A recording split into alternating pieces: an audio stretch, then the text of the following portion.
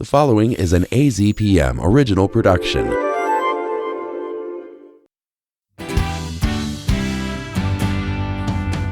Welcome to The Buzz. I'm Christopher Conover. This week, how the 2024 election went.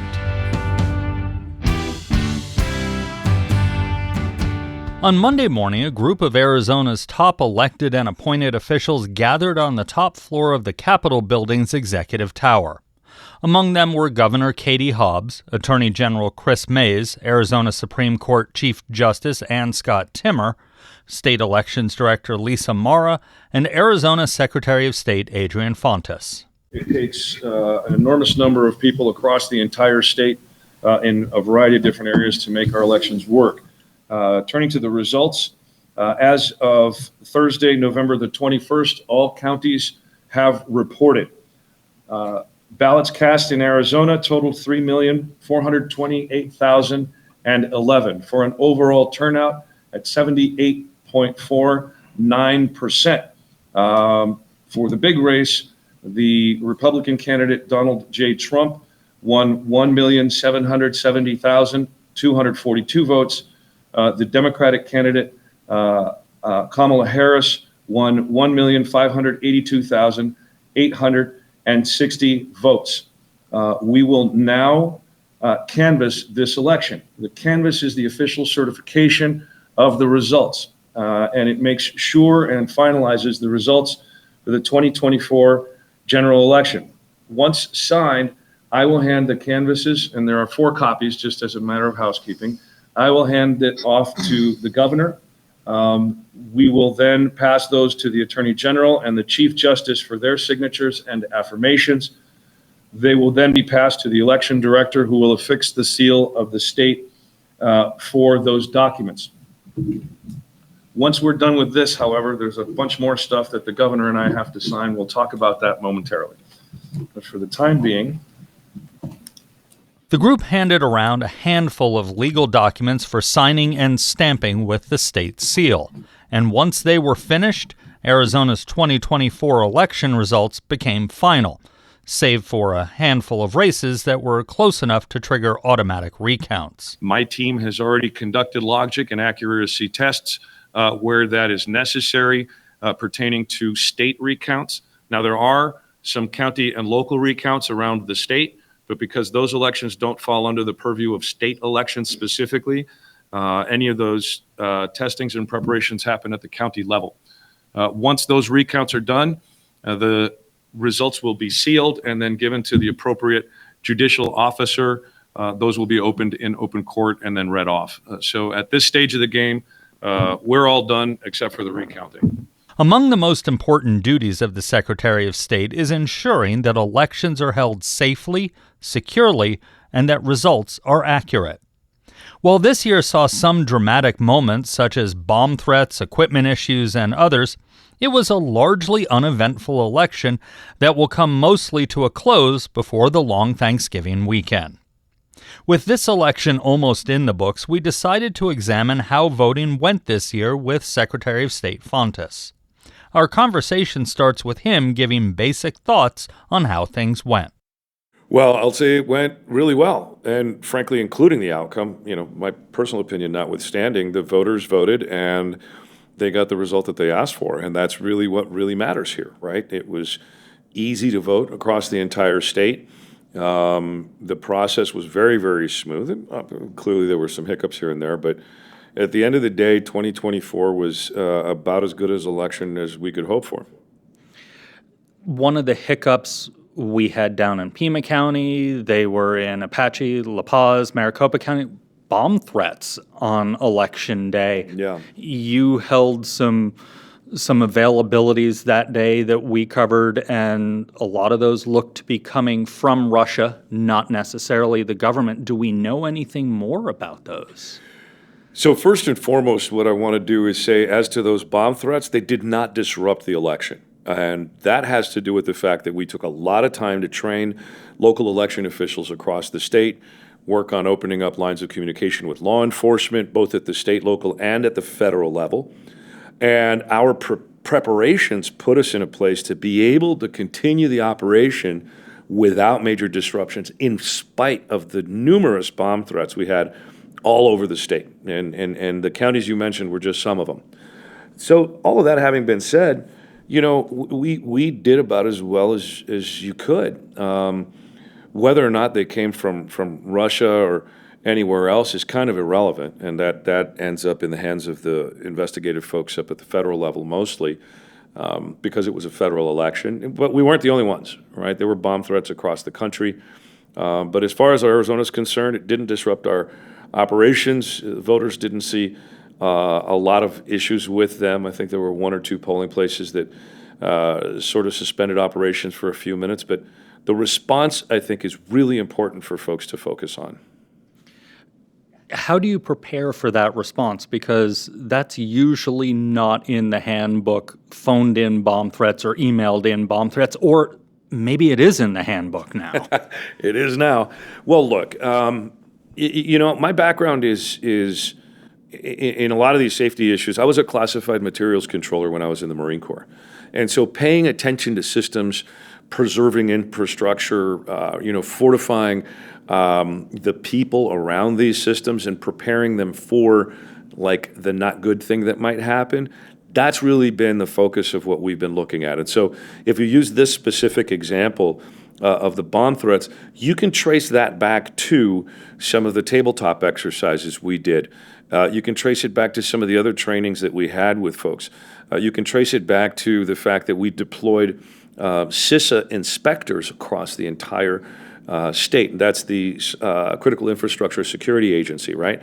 And they had conversations out there. So even though those federal folks were doing inspections, while they were doing them, they were having conversations with folks out there. So the notion of awareness, the notion of possibility means that none of our people were taken by surprise. They saw it, they knew how to react, they knew who to call, and that's why our operations went so smoothly. And so that preparation, I think, was the reason why we did so well vis-a-vis those threats. Without giving away anything security-wise, is there anything regarding those that needs to change for the 26 election, the 28 election, and going out? Well, the threat landscape is dynamic, and we see different things all the time.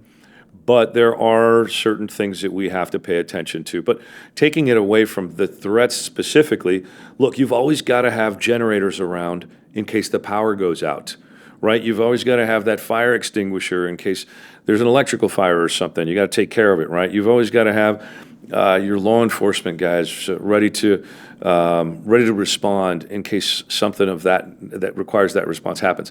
This is just another sort of part of our response preparedness, right? And election administrators are perpetual preparers.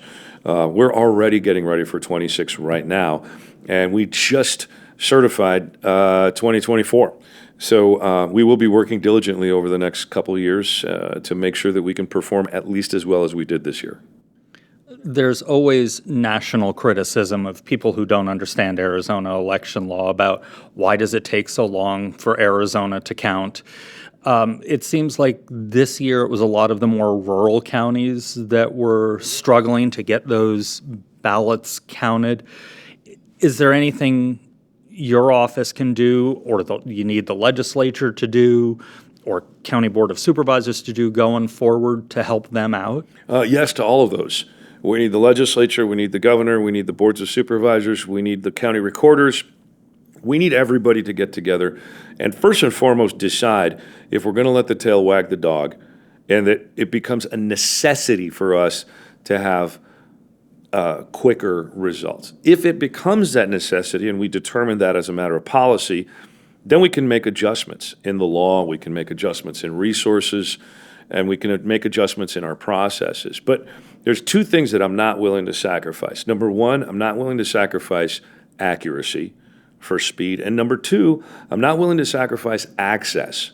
Our voters have to have access, and they've got a ton of access right now. Some of the proposals on the table would narrow that a little bit.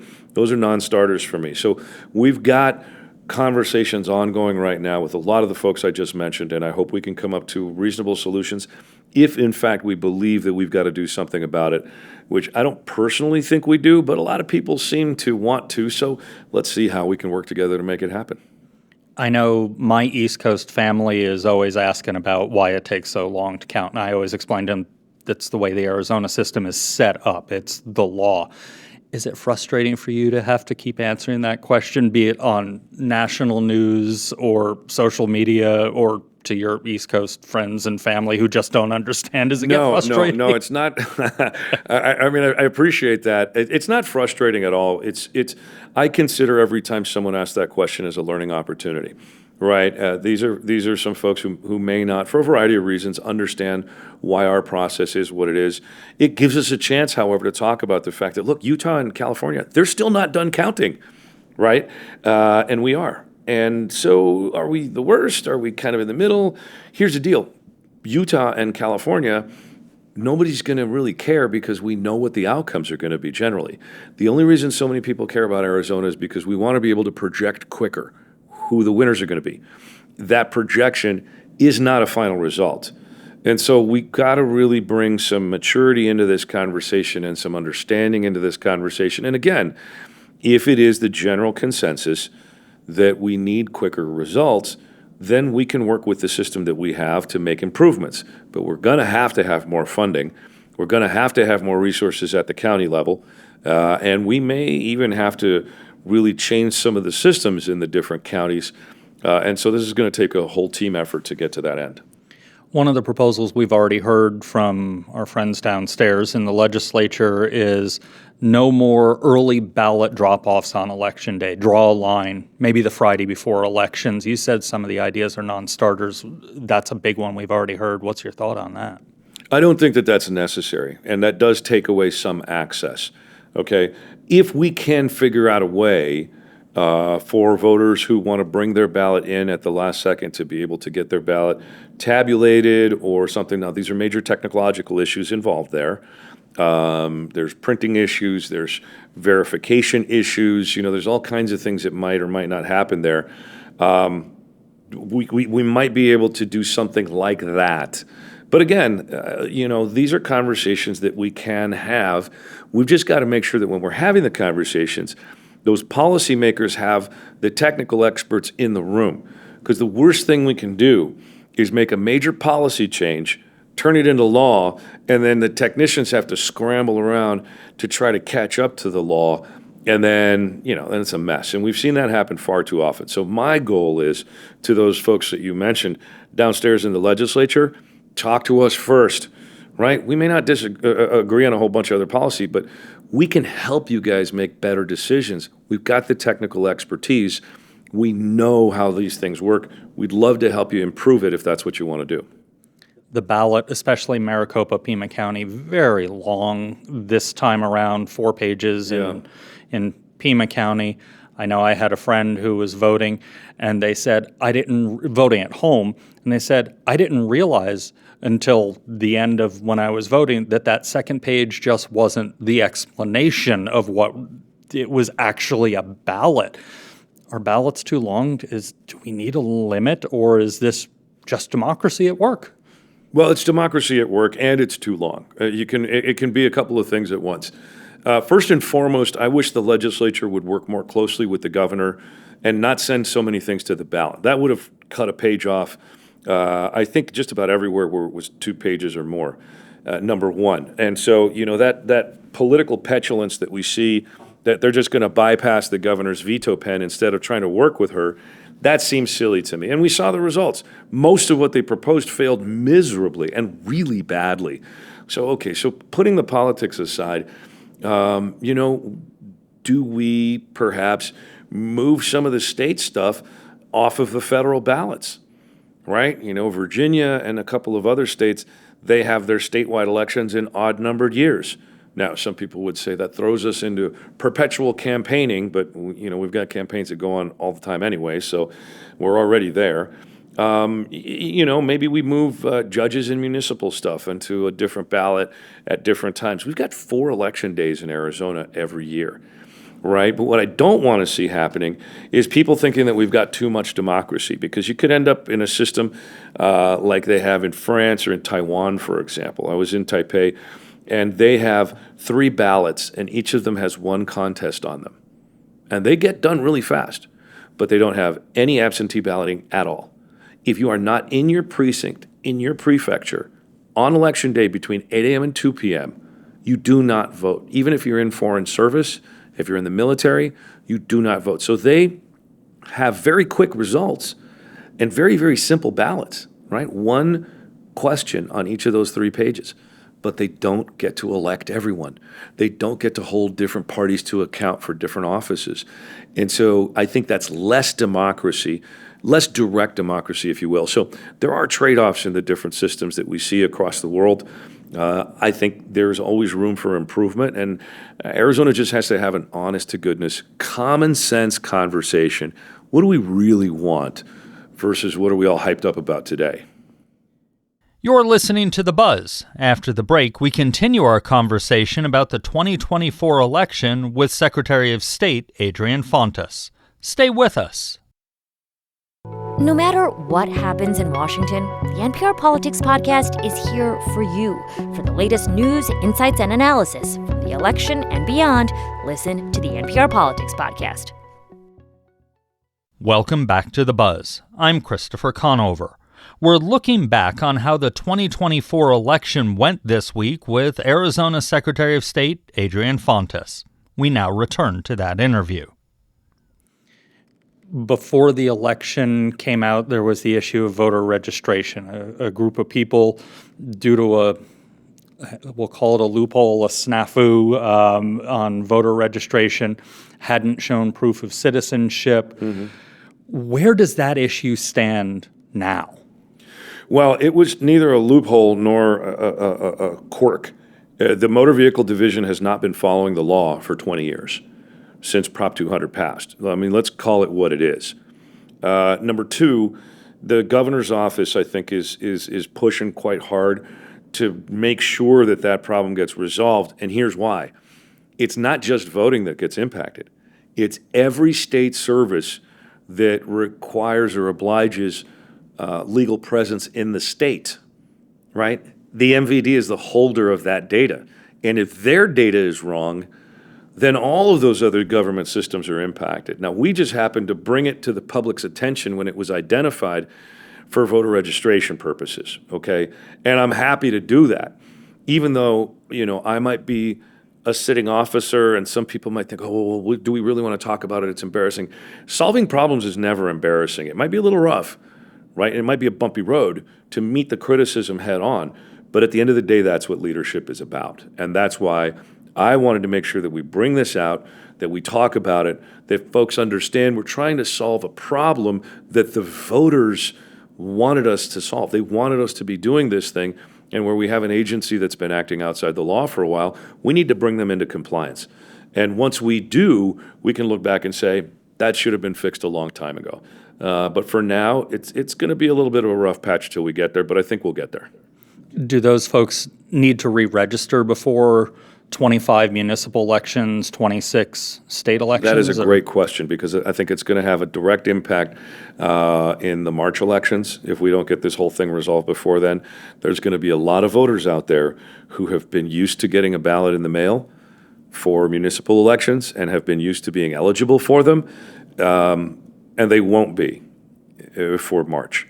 And that's going to not sit well with a lot of folks, because remember, the Supreme Court said for the general election in November, you're all good to go. But, they left that ... out there. So unless we get another court order, which I doubt will happen, particularly given that these are state and local elections, I think that we're going to have to get some stuff done really quickly, and I hope all of our partners across government are paying close attention to this. 4 years ago at this time, we were maybe beginning to talk about, by now we were talking about bamboo ballots and Sharpies bleeding through and all kinds of things. I don't remember if we were set up recounting yet down at the fairgrounds. Why didn't we have that this year? Was that election officials doing a better job communicating, or what happened? Yeah. Well, let me correct a little bit of the timeline there. The 2020 election, I think a lot of folks will take 5 or 6 months worth of nonsense and smash them up into November of 2020. That's not how it happened. A lot of the protests, for example, that we had down in Maricopa County at the election center that I was running at the time, those didn't really start until 2 or 3 days after the election, right? And that's when a lot of the planning for a lot of the legal stuff started popping up here and there, and the threats were out there, and the canvases started seeing people showing up and stuff. And the bamboo stuff and the cyber ninjas, that didn't happen until the spring. It didn't happen until like January, February timeline. They started talking about it, and it started pushing into 2021 after the insurrection. So it stretched its way out over a while 4 years ago. We didn't see it this year because, well, for two reasons. Number one, we had a really, really well-run election across the state. And number two, the folks who would complain, they won. And which proves the point that the only complaint they had was that their candidate lost. There's no truth to election denialism. We know this. Every serious person who's looked at anything understands there's never been any evidence about this. And a guy like me, who ran the 2020 election in Maricopa County and has now basically sat and oversaw the election statewide, me and my staff are vindicated. A lot of them are working here with me now, right? I feel great. Now, do I like the political outcome? That's an irrelevancy. I have my opinion and I have my duty. My team executed its duty very, very well, both in 2024 and in 2020. And we still haven't seen any shred of evidence that there were any problems in 2020. Well, the hurt feelings are still out there. Folks are just going to have to get over it. Going back to the legislature, which will start session in January, bills getting ready to drop now. Is there any priority you want when it comes to elections for the legislature to get taken care of this session? Or is it more working with them on what they see as their priorities? We've got a couple of things that we're working with a variety of legislators to get sponsors for. As you know, I don't introduce legislation. We let those folks do that part of it. But we are already having conversations with a variety of people on, what you asked me about earlier, getting faster results, for example. That's an active conversation. And we're happy to lend support if that's what people want to do, right? If you're motivated to have an impact on the way we administer our elections, please come talk to the experts. We're happy to help. And that's what the Secretary of State's office, I think, stands for. We want to be a resource. We do have some other programs that definitely are on our priority list. I will say that the address confidentiality program, right, that protects victims of violence and stalking from their predators, doesn't have full funding from the state. We want to protect these crime victims, and we don't pay for this mailbox system that we have here in this office. Like, that is crazy to me that this office has to scrimp and run around and try to put these monies together, particularly since we just lost federal funding for that. So that's a big priority for me, along with a couple other things, but I'll leave it at that for now and just say we want the legislature to have those good, solid, mature, reasonable conversations with us so that we can get work done and have common sense solutions for the things that Arizonans care about. Have you heard anything from the counties now that the recorders and the election directors can start to take a breath, now that certification is wrapped up? Things, maybe they're even minor things from a county standpoint that Maricopa County didn't see, Pima County didn't see, but maybe Santa Cruz or Cochise County saw because they look at things through a different lens. Is there anything the county recorders are talking to you about? We are looking very carefully at sort of the postmortems, if you will, from across the state. The variety of things that are popping up are the same thing that we've been talking about since I took office here. Resources, resources, resources, right? We need people to be paid what they deserve to be paid to be running the elections the way they should be, right? And that's a big problem across the whole state, right? Some of these publicly elected officials, they don't make what they need to make. We have a whole host of other issues of resources, human resources, technological resources, logistical resources, And some counties are figuring it out. Pinal County just opened up a brand new warehouse, absolutely magnificent facility. And kudos to those folks who spent the money and did it in a really, really quick way, right, to actually make it happen. I think Pima County's got a lot of conversations about improving their spaces. Maricopa County's got a big project in the books right now. Cochise is moving along. So, folks are realizing, hey, we've got to put some resources into this stuff at the most local level. But the big bottleneck is the state, because the state of Arizona, in its infinite wisdom, will put all these roadblocks up for those of us who want to administer things.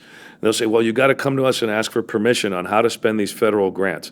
Well, so we've got to go, we've got these federal grants that exist out there, but we can't spend the money where we need it because some legislative proclivities against, right, and usually it's political, against spending the money. And it's like, this is Arizonans' taxpayer money that we want to spend improving the systems they want improved. It may have filtered through the federal tax system, but it's back here now. We need to improve these things. So there's a variety of different conversations that have to be had in that regard, but we're focusing on helping the counties do the best they can for their voters.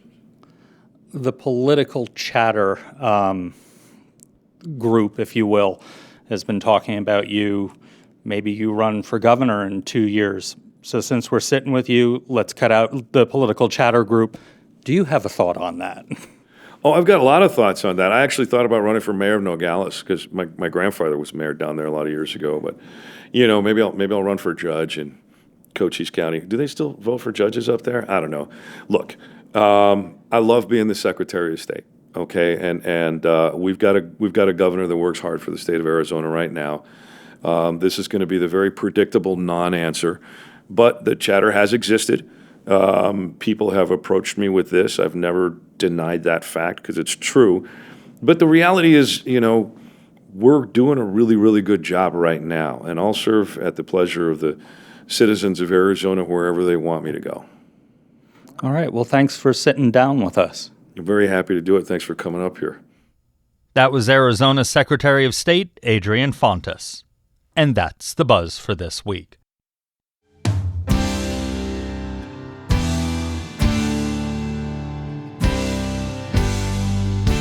You can find all our episodes online at azpm.org and subscribe to our show wherever you get your podcasts. Just search for The Buzz Arizona. We're also on the NPR app. Zach Ziegler is our producer, with production help from Maggie Farmer. Our music is by Enter the Haggis. I'm Christopher Conover. Thanks for listening.